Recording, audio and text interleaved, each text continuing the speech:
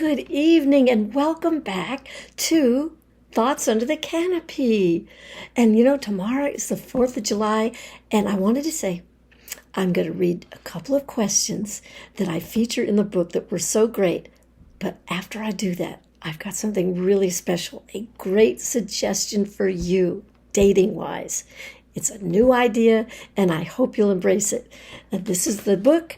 I hope you'll rush on over to Amazon. Peignoirs and Pancakes, The Savvy Lady's Guide to Elegance, Etiquette, Sizzling Romance, and Marriage at Any Age.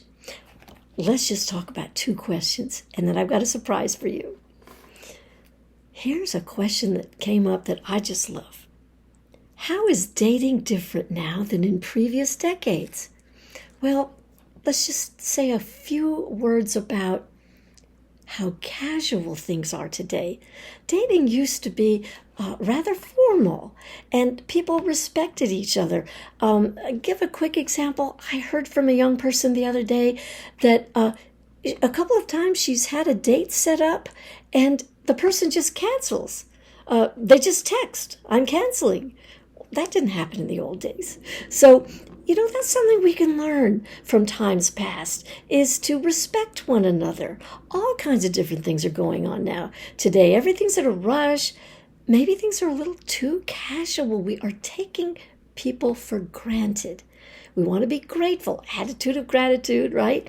But these new technologies, apparently, for you young ladies, you think you have a date, and the next thing you know, you got a text and it's over.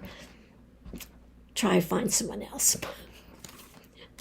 So another way I wanted to mention real quickly is in the old days, there was none of this auditioning by cooking.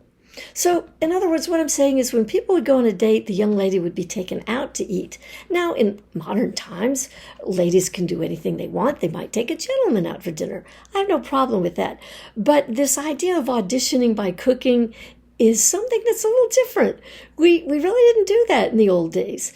And again, it's a matter of elegance and letting the person know you're special, you want to be taken out. And a date is a lovely thing. And we want to be dressed appropriately, don't we? If you're going to the opera, you don't expect to open the door and see someone dressed in overalls with straw coming out of a hat. So things are different now. Casual can be very good and fun, but, take it in context. So those are a couple of ways that things are different. And I really think there aren't as many opportunities for young people. I mean, they used to have USO dances and all kinds of gatherings for young people. So I hope you married people will set something up for the young ones. Gather them then at home and try to encourage socialization. I think we've lost some of that. All right, so another quick one. How long should I keep dating the same fellow without any mention of commitment? Well, if you're still in college or grad school and you're just kind of dating a few people, you don't expect a big commitment, do we? Now, if you're maybe a little bit older, you have a career going, and you're really thinking about marriage, maybe not with each and every person you date, but you are looking to marry eventually. So let's say you've been dating 6 or 7 months, and maybe you made the mistake of just dating that person exclusively. Well, it may not be a good idea if all of his conversation is just about the present. The conversation never seems to lead to anything about the future. And don't make the mistake of dating just one person for 6 or 7 months who doesn't seem to be interested in the same thing that you're interested in.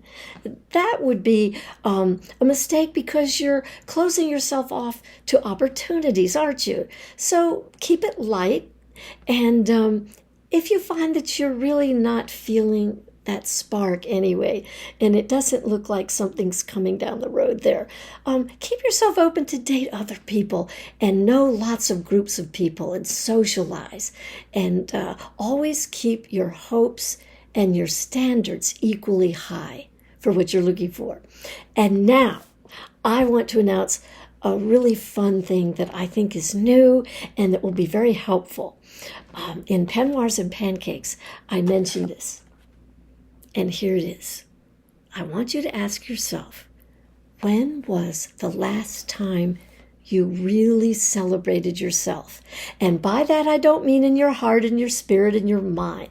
I'm talking about real life celebration. Tomorrow's the 4th of July. We know how to do that. We know how to celebrate all kinds of holidays. But do you have a passion for books, sculpture, art, poetry, and you're a little shy about gathering people together? Well, it's all right to ask for some help. Maybe you don't live in a big house. Ask a relative or a friend. Find a venue.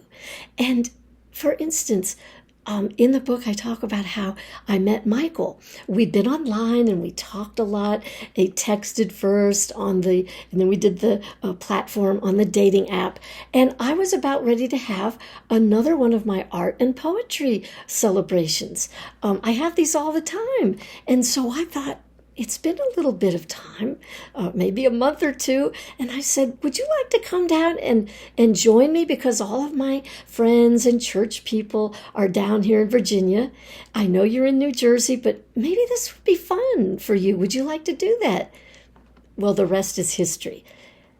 My point of this is to ask you, when was the last time you celebrated yourself and really invited people to share with you the thing you're most passionate about?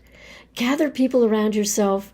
And again, we know how to do other holidays, but do we know how to celebrate ourselves? I hope you'll take that into your heart tonight.